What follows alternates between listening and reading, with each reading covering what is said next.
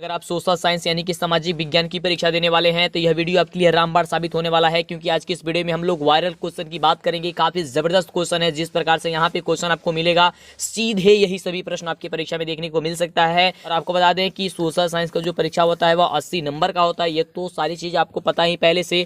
और हाँ, आप सब्जेक्टिव प्रश्न का यदि आप उत्तर देने जाएं तो आप अपना यथासंभव अपने ही शब्दों में उत्तर देने का प्रयास कीजिएगा। पहला नंबर प्रश्न आपके स्क्रीन पर यह रहा कि यूनान के स्वतंत्रता संग्राम में किसकी पराजय हुई थी। तो याद करके रखेगा कि यूनान के स्वतंत्रता संग्राम में तुर्की की पराजय हो गई थी, यानी कि इसका बिल्कुल राइट उत्तर हो जाएगा ऑप्शन बी। आगे बात करते हैं अगले प्रश्न की, जो कि बहुत ही शानदार प्रश्न है। प्रश्न कह रहा है कि गैरिबाल्डी पेशे से क्या था। तो गैरिबाल्डी पेशे से नाविक था, यानी कि ऑप्शन आपका डी नंबर बिल्कुल करेक्ट उत्तर हो जाएगा। अगले प्रश्न की बात करते हैं। बहुत ही शानदार प्रश्न है, आपको दिमाग में बैठाते जानी है जितने भी प्रश्न आपको बता रहे हैं, क्योंकि सीधे यही सभी प्रश्न आपके एग्जाम में आएंगे। इससे बाहर आपके एग्जाम में कोई भी प्रश्न नहीं देखने को मिलेगा। अगला प्रश्न कि ब्रिटेन में किस वर्ष सार्वजनिक वयस्क मताधिकार को मान्यता मिली थी। तो इसका बिल्कुल राइट उत्तर हो जाएगा ऑप्शन सी कि 1928 को, यानी कि ऑप्शन आपका बिल्कुल सी नंबर सही उत्तर हो जाएगा। अगले प्रश्न की बात करते हैं। कह रहा है कि देखिए यहां से ध्यान से कि 14वीं लोकसभा में महिलाओं की भागीदारी जो कितनी रही थी। तो 14वीं में रही थी 6.51%, यानी कि ऑप्शन नंबर ए। लेकिन यहीं पे एक और क्वेश्चन पूछ दिया गया है यहाँ पे कि 15वीं लोकसभा में महिलाओं की भागीदारी कितनी रही थी। तो 15वीं में रही थी कितनी, 10.86 रही थी, यानी कि 86 रही थी, यानी ऑप्शन आपका बी नंबर इसका बिल्कुल राइट उत्तर हो जाएगा। तो क्या आता है आपके एग्जाम में कि 15वीं या 14वीं, तो दोनों को ध्यान से देखिएगा। अगर 14वीं की बात करता है तो 6.51% होगा, और 15वीं की बात करता है तो 10.86 होगा। ये बात याद करके रखिएगा। अगला प्रश्न आपके स्क्रीन पे है कि काउंट काबूर को विक्टर इमैनुअल ने किस पद पर नियुक्त कर दिया था। तो याद करके रखिएगा कि प्रधानमंत्री के पद पे नियुक्त कर दिया था। किस पद पे, प्रधानमंत्री के पद पे। चलिए आगे बात करते हैं अगले प्रश्न की। और आपको याद है तो फटाफट से जवाब देने का प्रयास कीजिएगा, क्योंकि जितना ज्यादा आप जवाब दीजिएगा उतना ही अच्छे ढंग से आपको याद हो जाएगी। अगला प्रश्न है कि प्रथम इंटरनेशनल की बैठक जो हुई थी वह कहां हुई थी। तो प्रथम इंटरनेशनल की बैठक लंदन में हुई थी। कहां पे हुई थी, लंदन में हुई थी। आपको एकदम धमाल मचा देना इस साल परीक्षा में। चलिए अगले प्रश्न की बात करते हैं। अगला प्रश्न आपके स्क्रीन पे ये रहा कि 1917 की पहली रूसी क्रांति को किस नाम से जाना जाता है। तो वह अक्टूबर क्रांति के नाम से जाना जाता है, यानी कि ऑप्शन आपके ऑप्शन जो सी नंबर दिया गया है वो आपका बिल्कुल ही राइट उत्तर हो जाएगा। अगला प्रश्न आपका ये रहा आपके स्क्रीन पे कि फ्रेंच इंडो चाइना की स्थापना किस वर्ष हो गई थी। बहुत ही शानदार प्रश्न है, और इसका बिल्कुल राइट जो उत्तर हो जाएगा वो क्या हो जाएगा, ऑप्शन डी की 1887 में हो गई थी। कब हुई थी, 1887 में। ये बात आपको याद करके रखनी है। आगे बात करते हैं अगले प्रश्न की। हम लोग 80 में 80 करने वाले हैं, जो कि काफी लाजवाब और धमाल मचाने वाला क्वेश्चन है। प्रश्न कह रहा है अगला कि भारतीय लोकतंत्र की कमजोरियों को दूर करने के लिए करने का सबसे अच्छा जो उपाय है वह क्या चीज है। भारतीय लोकतंत्र की कमजोरियों को दूर करने का सबसे अच्छा उपाय जो है वह क्या चीज है, बताइए। तो बिल्कुल इसका सही जवाब हो जाएगा ऑप्शन नंबर डी कि सुधारात्मक कानूनों का निर्माण करना। यह आपका ऑप्शन डी नंबर बिल्कुल ही सही जवाब होगा।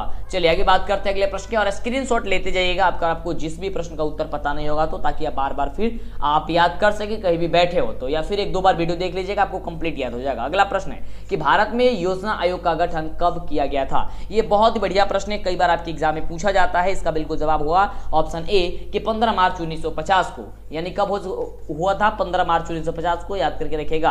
अगला प्रश्न आपके स्क्रीन पे कह रहा है कि भारत की आर्थिक व्यवस्था क्या चीज है। तो भारत की आर्थिक व्यवस्था मिश्रित अर्थव्यवस्था है ये, यानी कि ऑप्शन आपका सी नंबर बिल्कुल ही करेक्ट उत्तर होगा। ये याद करके रखेगी कि भारत की जो आर्थिक व्यवस्था है, अर्थव्यवस्था है, वह कैसी है, तो मिश्रित अर्थव्यवस्था है। अगला प्रश्न है कि किस क्षेत्र को तृतीय क्षेत्र कहा जाता है। बाबू आपको यह बताना है। तो देखिए सेवा क्षेत्र को आपको तृतीय क्षेत्र कहा जाता है, और सेवा क्षेत्र में कौन कौन आ जाता है, तो बैंक वगैरह आ जाते हैं। ठीक है, सार्वजनिक जो कार्य होते हैं वही आते हैं, यानी कि ऑप्शन आपका ए नंबर जो होगा वो आपका बिल्कुल करेक्ट उत्तर हो जाएगा। आगे बात करते हैं अगले प्रश्न की। उसके पहले अभी तक जितने भी बच्चे वीडियो को लाइक नहीं किया, फटाफट से लाइक बटन पे दबाइए और मेरा मनोबल बढ़ाइए, अपने दोस्तों में शेयर कीजिए फटाफट से। चैनल को जल्दी से सब्सक्राइब कर लीजिएगा, क्योंकि अगर चैनल को सब्सक्राइब नहीं करेंगे आपको वीडियो वगैरह नहीं मिलेगी, फिर आपको दिक्कत हो जाएगा। अगला प्रश्न है कि वियतनाम में रहने वाले फ्रांसीसी नागरिकों को क्या कहा जाता था। तो उसे कहा जाता है कोलोन।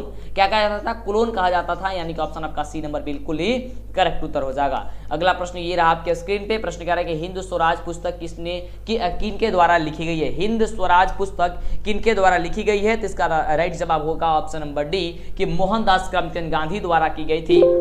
यानी कि ऑप्शन जो आपका डी नंबर दिया गया है मोहनदास करमचंद गांधी, ऑप्शन हो जाएगा डी नंबर बिल्कुल करेक्ट उत्तर। अगला प्रश्न आपके स्क्रीन पे है कि खलीफा पद की प्राप्ति तुर्की में कब की गई। खलीफा पद की प्राप्ति जो तुर्की में की गई थी वह कब की गई थी, तो वह की गई थी, याद करके रखिएगा, 1924 ईस्वी को, यानी कि ऑप्शन आपका जो ए नंबर दिया गया है राइट उत्तर हो जाएगा कि 1924 को। ठीक है, चलिए बात करते हैं अगले प्रश्न की। अगला प्रश्न जो है हम सभी का, वो अगला प्रश्न हम सभी का क्या कह रहा है, तो अगला प्रश्न ये रहा आपके स्क्रीन पे 17 नंबर प्रश्न पे हम लोग पहुंच चुके हैं। प्रश्न कह रहा है कि स्वराज दल के अध्यक्ष कौन थे। स्वराज दल के जो अध्यक्ष थे वह कौन थे, तो उसका राइट जवाब होगा चित्तरंजन दास थे, यानी ऑप्शन आपका डी नंबर करेक्ट उत्तर होगा, चित्तरंजन दास थे। आगे बात करते हैं अगले प्रश्न की। अगला प्रश्न हम सभी का कह रहा है कि 2012 से लेकर के 2013 में भारत की प्रति व्यक्ति आय, वार्षिक औसत आय जो थी वह आखिर में कितनी थी, तो याद करके रखिएगा कि 68,747 रुपए थी, यानी कि ऑप्शन आपका डी नंबर करेक्ट होगा। आगे बात करते हैं अगले नंबर प्रश्न की। धमाल मचाने वाला प्रश्न क्या कह रहा है कि दादा भाई नौरोजी के अनुसार 1868 में भारत की प्रति व्यक्ति आय जो थी वो वार्षिक आय कितने रुपए थी, आपको ये बताना है। तो दादा भाई नौरोजी के अनुसार 20 रुपए थी, यानी कि ऑप्शन क्या हो जाएगा आपका, ऑप्शन नंबर ए नंबर बिल्कुल राइट उत्तर होगा। अगले प्रश्न की बात करते हैं, तो अगला प्रश्न आपके स्क्रीन पे है कि मुद्रा के प्रयोग से किसको लाभ हुआ था। मुद्रा के प्रयोग से जो है वह किसको लाभ हुआ था, तो ऑप्शन आपका क्या हो जाएगा, याद करके रखिएगा कि सी नंबर कि उपभोक्ताओं को और उत्पादकों को दोनों को लाभ हुआ था, यानी ऑप्शन आपका सी नंबर जो होगा वह राइट उत्तर हो जाएगा। आगे बात करते हैं अगले प्रश्न की। अगला प्रश्न हम सभी का क्या कह रहा है, अगला प्रश्न आपके स्क्रीन पे है और प्रश्न हम सभी क्या कह रहा है कि मुद्रा के प्रयोग से किसको प्रोत्साहन मिला था। मुद्रा का जब ये प्रयोग हुआ तब किसको प्रोत्साहन मिला था, आपको ये बताना है। तो इसका राइट जवाब जो हो जाएगा वो हो जाएगा कि बचत को भी, पूंजी निर्माण को भी, ऋणों का लेन देन, यानी कि इनमें से तीनों का हुआ था, यानी ऑप्शन आपका डी नंबर कह रहा है, जो कि बिल्कुल राइट उत्तर कह रहा है। अगले प्रश्न की बात करते हैं। अगला प्रश्न काफी शानदार प्रश्न है और प्रश्न कह रहा है हम सभी का कि बंबई में पहला कपड़ा मिल जो हुआ था कब खुला था। बंबई में पहला कपड़ा मिल कब खुला था, 1854 ईस्वी में खुला था। ये बात आप याद करके रखिएगा, कब खुला था, 1854 में खुला था। अगले प्रश्न की बात करते हैं, तो अगला प्रश्न आपके स्क्रीन पे ये रहा। प्रश्न कह रहा है कि 1907 में जे.एन. टाटा ने भारत का पहला लौह और इस्पात संयंत्र किस राज्य में, किस जगह पे जो है स्थापित कर दिया था, तो वह जमशेदपुर में स्थापित कर दिए थे, जमशेदजी टाटा। ऑप्शन आपका ए नंबर क्या हो जाएगा, राइट उत्तर हो जाएगा। जितने भी प्रश्न आपको काफी मतलब आपके लिए जबरदस्त प्रश्न है, यही सभी प्रश्न आपकी परीक्षा में पूछे जाते हैं, इससे बाहर नहीं पूछा जाएगा, ये बात ध्यान में रखिए। तो इसलिए आप जितना प्रश्न हम आपको बता रहे हैं, आप एक भी क्वेश्चन मत छोड़िए, आपके लिए एक एक क्वेश्चन अति महत्वपूर्ण प्रश्न है। चलिए तो बात करते हैं अगले प्रश्न की। 1928 के ग्राइप वाटर के कैलेंडर पर किस भगवान का चित्र जो था वह अंकित था, तो वह था विद्या देवी मां सरस्वती का था, यानी कि ऑप्शन आपका क्या हो जाएगा, बिल्कुल बी नंबर राइट हो जाएगा। इसी बात पे फटाफट से लाइक कर दीजिए मां सरस्वती के नाम पे वीडियो को, चैनल को सब्सक्राइब कर लीजिए। चलिए आगे बात करते हैं अगले प्रश्न की और वीडियो बताइए कि नीचे कि कैसा लग रहा है आपको। प्रश्न कह रहा है कि भारत में कितने राष्ट्रीयकृत जो है वह बैंक है, तो भारत में राष्ट्रीय बैंकों की संख्या जो है लगभग 19 है, यानी कि ऑप्शन आपका जो बी नंबर दिया गया है आपका राइट उत्तर हो जाएगा। अगले प्रश्न की बात करते हैं। एटीएम का जो अर्थ होता है क्या होता है, यानी कि एटीएम का पूरा नाम जो होता है वह क्या होता है, तो आप सभी को पता है कि ऑटोमेटिक टेलर मशीन होता है और इसे हम लोग हिंदी में जो है वह क्या कहते हैं, तो उसे कहते हैं स्वचालित टेलर मशीन, यानी कि ऑटोमेटिक हो जाता है स्वचालित टेलर मशीन, यानी ऑप्शन हो जाएगा क्या चीज, ऑप्शन नंबर सी नंबर आपका बिल्कुल राइट उत्तर हो जाएगा। अगला प्रश्न हम सभी क्या कर आपके स्क्रीन पे है। प्रश्न कह रहा है कि भारत को किस उद्योग के क्षेत्र में अधिक ज्यादा सफलता मिली थी। भारत को किस उद्योग में सबसे ज्यादा सफलता मिली, तो कंप्यूटर के सॉफ्टवेयर में मिली थी, यानी कि ऑप्शन आपका राइट उत्तर हो जाएगा ऑप्शन बी। अगले प्रश्न की बात करते हैं, तो अगला प्रश्न आपके स्क्रीन पे है कि सिख गुरु गोविंद सिंह का जन्म किस नगर में हुआ था। सिख गुरु गोविंद सिंह का जो जन्म है वो किस जगह पे हुआ था, किस नगर में हुआ था, तो पटना नगर में हुआ था, यानी कि ऑप्शन आपका जो ए नंबर कह रहा है वह बिल्कुल आपका राइट उत्तर हो जाएगा। अगला प्रश्न देखते हैं। अगला प्रश्न क्या कह रहा है हम सभी का, काफी धमाल मचाने वाला प्रश्न। तो प्रश्न कह रहा है कि मुंबई हाई क्या है। मुंबई हाई जो है वह क्या है, तो मुंबई हाई खनिज तेल उत्पादन क्षेत्र है, यानी कि ऑप्शन आपका जो सी नंबर कह रहा है आपका बिल्कुल राइट उत्तर कह रहा है। अगला प्रश्न क्या कह रहा है आपके स्क्रीन पर ध्यान से देखेंगे। प्रश्न कह रहा है कि होसे मेला का आयोजन कहां किया गया था। होसे मेला का आयोजन जो है वह कहां किया गया था, आपको यह बताना है। तो इसका राइट जवाब होगा कि त्रिनिदाद में किया गया था, यानी ऑप्शन क्या हो जाएगा, सी नंबर इसका बिल्कुल करेक्ट उत्तर होगा। अगले प्रश्न की बात करते हैं, तो अगला प्रश्न आपके स्क्रीन पे है और प्रश्न कह रहा है हम सभी का कि ईस्ट इंडिया कंपनी अफीम किस देश में भेजती थी। ईस्ट इंडिया जो कंपनी है वो अफीम किस देश में भेजा करती थी, याद करके देखिएगा कि वो जो भेजा करती थी अफीम वह भेजती थी चीन में। कहां भेजती थी जी? चीन में भेजती थी, यानी ऑप्शन आपका जो होगा राइट उत्तर ऑप्शन डी नंबर होगा। अगला प्रश्न आपके स्क्रीन पे है और प्रश्न कह रहा है कि सेवा क्षेत्र का निर्माण होता है। सेवा क्षेत्र का जो निर्माण होता है वह कहाँ होता है? तो परिवहन सेवाओं के द्वारा भी होता है, संचार सेवाओं के द्वारा भी होता है, वाणिज्य सेवाओं के द्वारा भी होता है, यानी कि ऑप्शन जो आपका डी नंबर दिया गया है ये डी नंबर आपका बिल्कुल ही करेक्ट उत्तर होगा। अगले प्रश्न की बात करते हैं। अगला प्रश्न क्या कह रहा है? तो प्रश्न है हम सभी का कि विश्व व्यापार संगठन की स्थापना हुई थी। विश्व व्यापार संगठन की जो स्थापना हुई थी वो आपको बताना है कब हुई थी, तो 1995 ईस्वी में हुई थी, यानी कि ऑप्शन जो आपका सी नंबर दिया गया है ये आपका बिल्कुल सी नंबर राइट उत्तर होगा। आगे बात करते हैं अगले प्रश्न की। धमाल मचाने वाला प्रश्न हम सभी का क्या कह रहा है, तो आइए देखते हैं प्रश्न क्या कह रहा है। इसके पहले जो भी बच्चे अभी तक वीडियो को लाइक शेयर जरूर करेंगे, अपने दोस्तों को शेयर कीजिए, सबको बताइए कि क्लास जबरदस्त तरीके से स्टार्ट हो चुकी है, आप तैयारी कीजिए, समय आपके पास काफी कम है और जितने भी क्वेश्चन आपको बताया जा रहा है सारा का सारा आपके लिए अति महत्वपूर्ण प्रश्न है।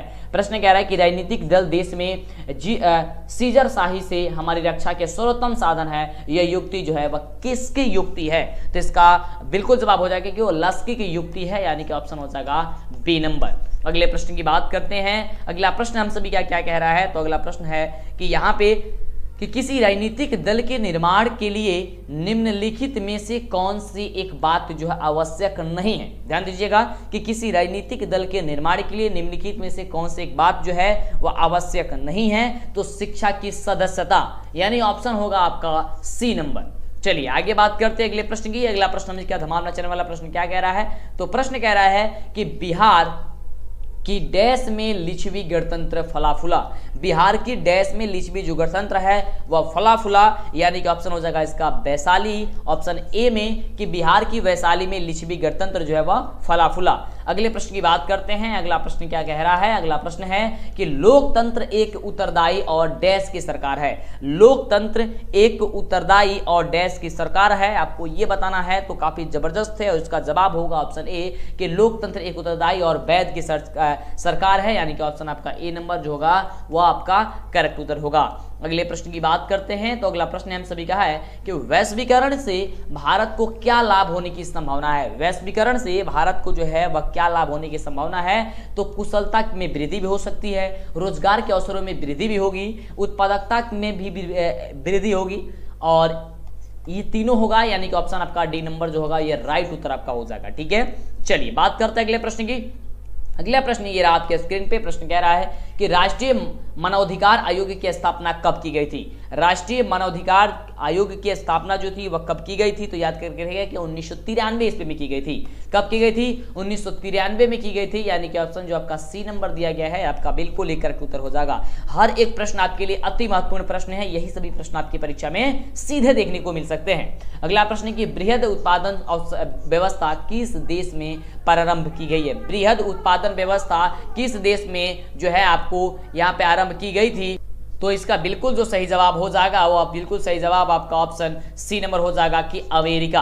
अगले प्रश्न की बात करते हैं। तो अगला प्रश्न हम सभी क्या कह रहा है कि किसी भारतीय समाचार पत्र ने वर्नाक्युलर एक्ट से बचने के लिए रातों रात अपनी भाषा बदली थी। किस भारतीय समाचार पत्रों ने, तो याद रखिएगा अमृत बाजार पत्रिका, यानी कि ऑप्शन आपका बी नंबर जो होगा वो आपका बिल्कुल राइट उत्तर हो जाएगा, जो कि बहुत ही बढ़िया प्रश्न है। अगला प्रश्न देखिए क्या कह रहा है हम सभी के आपके स्क्रीन पे। प्रश्न कह रहा है कि 19वीं शताब्दी में किसने वेलनकार प्रेस का आविष्कार कर दिया था, तो इसका राइट जवाब हो जाएगा कि रिचर्ड एम हो ने। क्या कौन कर दिया था? रिचर्ड एम हो ने, यानी ऑप्शन आपका हो जाएगा ए नंबर। अगले प्रश्न की बात करते हैं। तो अगला प्रश्न है कि भारत में 2001 में कितने प्रतिशत भौगोलिक क्षेत्र में वन का जो है वह फैलाव था या विस्तार था, तो वह था ऑप्शन आपका बी नंबर की लगभग 1921। ठीक है, लगभग 1921% था, यानी कि ऑप्शन हो जाएगा आपका बी नंबर। अगले प्रश्न की बात करते हैं। तो अगला प्रश्न कह रहा है कि भारतीय कृषि का उत्पादन राष्ट्रीय उत्पादन में योगदान कितना रहा। माफ कीजिएगा, क्वेश्चन कह रहा है कि भारतीय कृषि का राष्ट्रीय उत्पादन में जो योगदान रहा था वो योगदान कितना था, तो 22% लगभग रहा था, यानी कि ऑप्शन आपका बी नंबर जो होगा बिल्कुल करेक्ट उत्तर होगा। याद करके दिमाग में पूरी तरीके से बैठा लीजिए, आपके एग्जाम में आता है प्रश्न तो फटाफट से आपको ठीक कर देनी है। अगला प्रश्न कह रहा है कि ISI का प्रतीक हमारी रक्षा करती है। ISI का प्रतीक जो है हमारी रक्षा करती है, ये किससे रक्षा करती है आपको ये बताना है। तो वह रक्षा करती है नकली और गैर मानक उत्पादकों से, यानी ऑप्शन क्या हो जाएगा आपका ए नंबर बिल्कुल करेक्ट उत्तर होगा। अगले प्रश्न की बात करते हैं तो अगला प्रश्न आपके स्क्रीन पे ये रहा। प्रश्न कह रहा है कि भूकंप किस प्रकार की आपदा है। भूकंप, तो भूकंप किस प्रकार की आपदा है, तो यह आपदा है प्राकृतिक आपदा है, यानी कि ऑप्शन नंबर सी हो जाएगा। प्राकृतिक आपदा वह आपदा होती है जो अपने आप आती है, वो मानव के द्वारा नहीं घटित कराई जाती है। अगला प्रश्न आपके स्क्रीन पे है और प्रश्न देखिए क्या कह रहा है कि नदियों में बाढ़ आने का प्रमुख जो कारण होता है वह प्रमुख कारण क्या होता है। नदियों में बाढ़ आने का प्रमुख कारण जो होता है वह क्या होता है। तो देखिए यहाँ पे आपको 4 ऑप्शन दिया गया है और चारों ऑप्शन जो है आपके नदी में बाढ़ आने का कारण होता है कि जल की अधिकता भी, नदी के तल में अवसाद का जमाव भी और वर्षा का, यहाँ पे देखिए वर्षा का ना होना ये गलत है।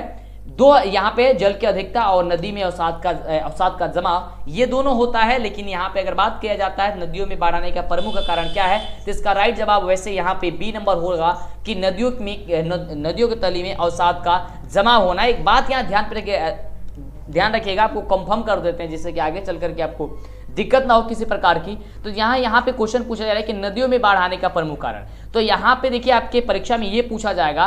तो यहाँ पे जो जितने भी ऑप्शन दिए गए हैं ये सारा का सारा ऑप्शन जो है यहाँ पे थोड़ी सी चेंज कर दिया जाएगा और यहाँ पे डाल दिया जाएगा कि इनमें से सभी। यहाँ पे इनमें से कोई नहीं, आपको ऑप्शन 1 डाल दिया गया है और यहाँ पे जो ऑप्शन सी नंबर में डाला गया है कि वर्षा का ना होना, ये यहाँ पे ना होना चाहिए, यहाँ पे यही होगा कि वर्षा का होना।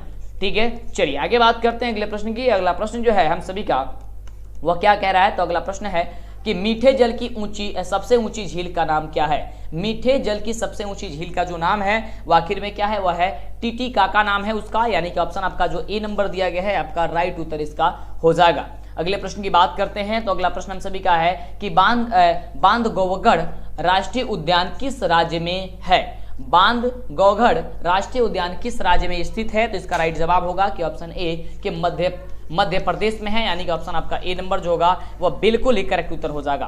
अगले प्रश्न की बात करते हैं कि अगला प्रश्न हम सभी का क्या कह रहा है। 50 नंबर प्रश्न ये रहा आपके स्क्रीन पे और प्रश्न कह रहा है कि निम्नलिखित में कौन लौहयुक्त खनिज होता है। आखिर में जो लौहयुक्त खनिज जो होता है वह निम्नलिखित में से कौन होता है, तो याद करके रखिए कि मैग्नीज जो आपका होता है यह एक लौहयुक्त खनिज होता है, यानी कि ऑप्शन आपका जो ए नंबर दिया गया है आपका बिल्कुल ही करेक्ट उत्तर होगा। अगले प्रश्न की बात करते हैं तो अगला प्रश्न हम सभी क्या कह रहा है कि इनमें से कौन गुजरात का तेल उत्पादन केंद्र है।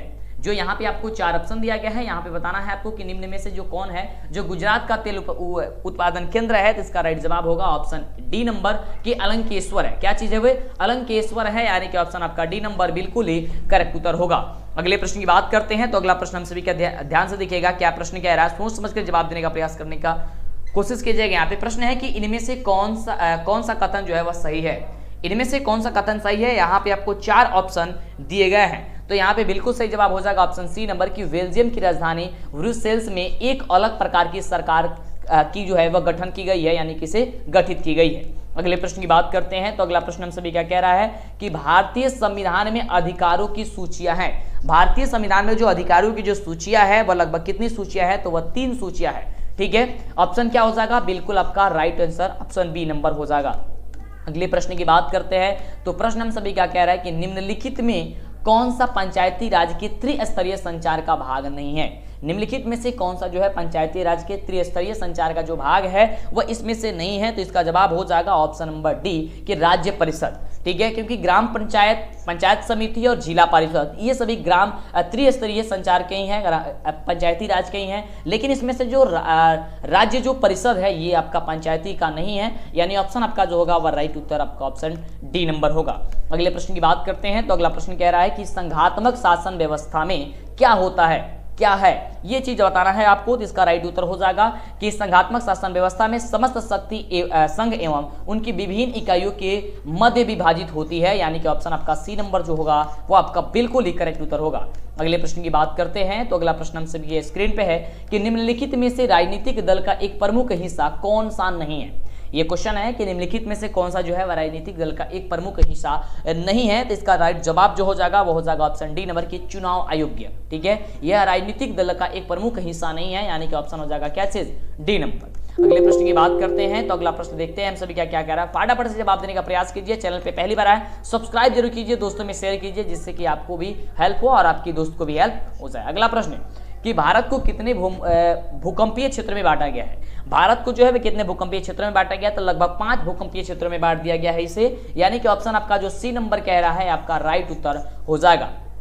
अगले प्रश्न की बात करते हैं। तो अगला प्रश्न हम सभी क्या कह रहा है, 58 नंबर प्रश्न कि वर्तमान में सबसे अधिक उपयोग होने वाला साधन जो है वह कौन सा है। वर्तमान में सबसे ज्यादा हम लोग उपयोग क्या चीज कर रहे हैं, तो हम लोग उपयोग कर रहे हैं मोबाइल को, है ना। तो यानी कि ऑप्शन क्या हो जाएगा, सी नंबर हो जाएगा। सबसे ज्यादा उपयोग होने वाला सार्वजनिक साधन है, ठीक है। चलिए अगले प्रश्न की बात करते हैं। अगला प्रश्न कह रहा है कि निम्नलिखित में से कौन सा प्राकृतिक आपदा है। तो प्राकृतिक आपदा के बारे में हमने आपको पहले बताया कि वैसी आपदा जो मानव द्वारा घटित न कराया जाए, अपने आप घटित हो, उसे हम लोग कहते हैं प्राकृतिक आपदा। तो प्राकृतिक आपदा में क्या हो जाएगा, भूकंप हो जाएगा, ठीक है, सुनामी हो जाएगा, ये सभी आपकी जो क्या हो जाएगी, आपकी प्राकृतिक आपदाएं हो जाएगी। अगले प्रश्न की बात करते हैं। तो अगला प्रश्न आपके स्क्रीन पे है और प्रश्न हम सभी क्या कह रहे हैं कि निम्नलिखित में से कौन भारतीय कृषि की विशेषता है। यहाँ पे आपको 4 ऑप्शन दिया गया है और यहाँ से आपको बताना है कि निम्नलिखित में से कौन जो है भारतीय कृषि की विशेषता है। तो इसका जो राइट जवाब हो जाएगा, ध्यान दीजिएगा, ये तीनों हो जाएगा, क्योंकि जीवन निर्वाह कृषि भी, खाद्यान्नों की प्रधानता भी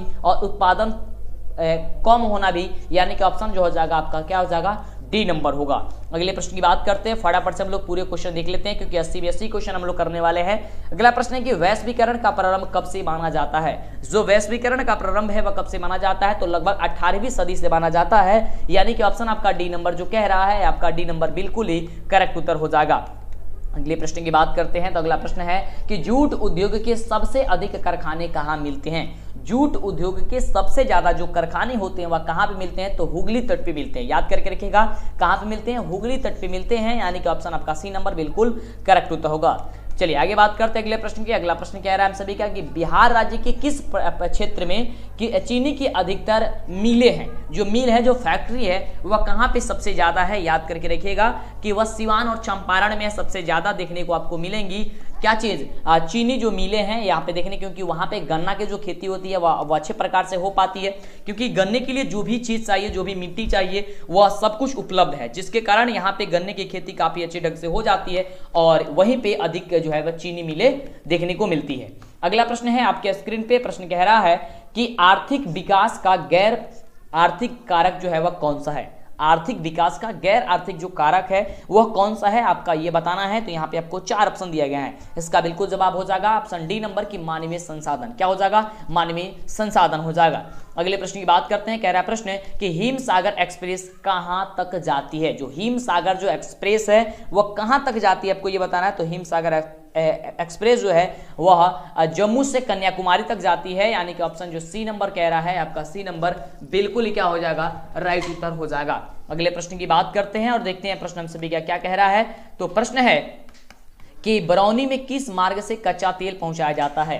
क्वेश्चन है कि बरौनी में किस मार्ग से जो है वह कच्चा तेल को पहुंचाया जाता है। तो इसका राइट जवाब होगा कि पाइपलाइन से पहुंचाया जाता है। बरौनी में जो है वह किस मार्ग से कच्चा तेल पहुंचाया जाता है, पाइपलाइन से पहुंचाया जाता है। ये बात आपको याद करके रखनी है। चलिए आगे बात करते हैं अगले प्रश्न की।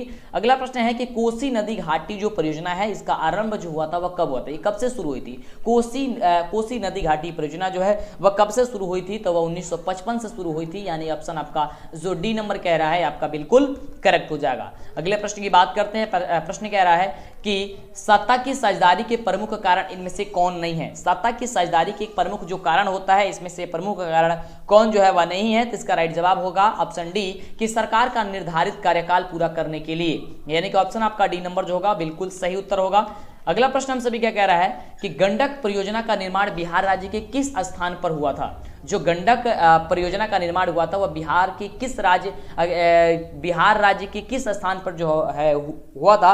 तो इसका जवाब हो जाएगा कि वाल्मीकि नगर पे हुआ था, यानी ऑप्शन क्या हो जाएगा, बी नंबर आपका बिल्कुल राइट उत्तर होगा। अगले प्रश्न की बात करते हैं। तो अगला प्रश्न हम सभी का है, अब हम लोग 70 नंबर प्रश्न पे पहुंच चुके हैं, जो कि काफी धमाल और कमाल मचाने वाला प्रश्न था।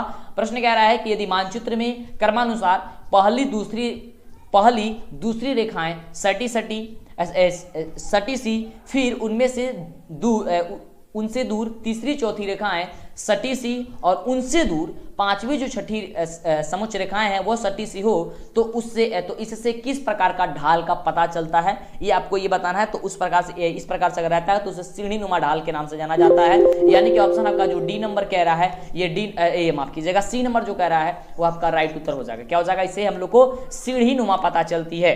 अगला प्रश्न क्या कह रहा है, ध्यान से देखिएगा, जवाब देने का प्रयास कीजिए। नहीं पता है कोई दिक्कत नहीं, बस आप याद करते जाइए, एक दो बार वीडियोस को देख लीजिएगा, आपको अच्छे ढंग से इसे भी याद हो जाएगा। अगला प्रश्न कह रहा है कि मनुष्य के आर्थिक जीवन में सबसे महत्वपूर्ण क्या है।